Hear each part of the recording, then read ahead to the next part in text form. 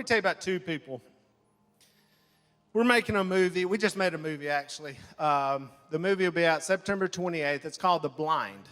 It is the story of my parents when they crossed that line of faith and the journey that they had to get there. And I'm going to tell y'all, it's hard for me to watch. I never realized how that could have went either way. I mean, I could have been a completely different person with a completely different life. And there was two people, my parents made the difference in my life. The reason I'm standing up here talking to you today is because my two parents lived together. I saw them. They had faith. They loved the Lord. They still do. Last week on Father's Day, I went to see my dad at his church. He's still teaching his Bible class. And he didn't even make one mention that I was there. He just got up and hammered the gospel out just like he does. At 77 years old. And it was so inspiring to me to see that as I grew up going, I want to be that same one. I want to do that same thing because I trust in the Word. I study the Word just like he did. But then to go back and when you're watching this movie, you realize, man, that almost didn't happen.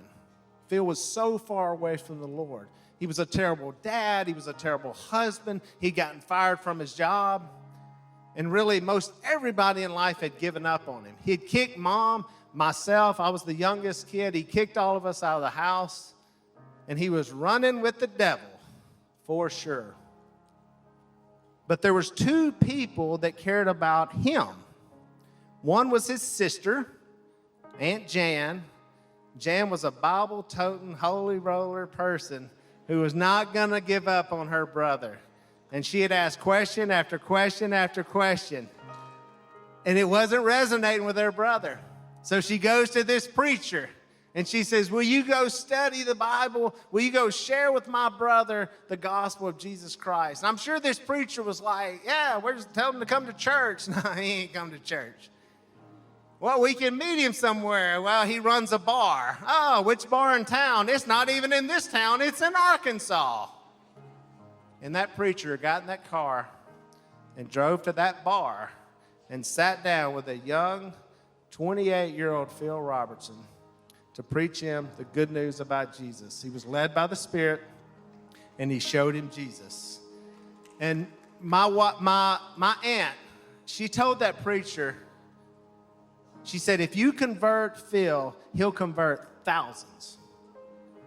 Now, how did she know that? This guy was a horrible guy, but somehow, because she was led by the Spirit, she saw that and saw this guy can turn it around. And the movie portrays that story and this dramatic thing where Phil actually gives it up and obeys the gospel. And I'm so thankful to those two people who lived changed lives. They didn't live a life that got changed years ago and say, we try to go to church and do the best we can. They actively pursued Phil and Kay. Both of those people came to the Lord. When they come to the Lord, their kids grow up in the church. I'm one of them. I'm here. If we're not here, if that doesn't happen, I don't meet Corey. We don't have these kids. All these ministries doesn't happen. There's no Duck Commander. There's no Duck Dynasty. None of that happens. The evil one wins. But for two people living changed lives, led by the Spirit, went, got in a car, drove to a bar, preached the gospel. Hundreds of millions of people have been exposed now. If nothing else than a prayer that was at the end of a show, a little reality show, if nothing else right there, the gospel got its way out there. That's what happens. That's why I never give up on anybody, because I never know who that next person is. Who is that person out there who is so lost and seems so far away? That's why we have to care about people, because we are those people, because we're no better than any of the people that we rant and rave about. We're no better. Our sin is sin. It needs forgiven. It needs a healer. We all need Jesus.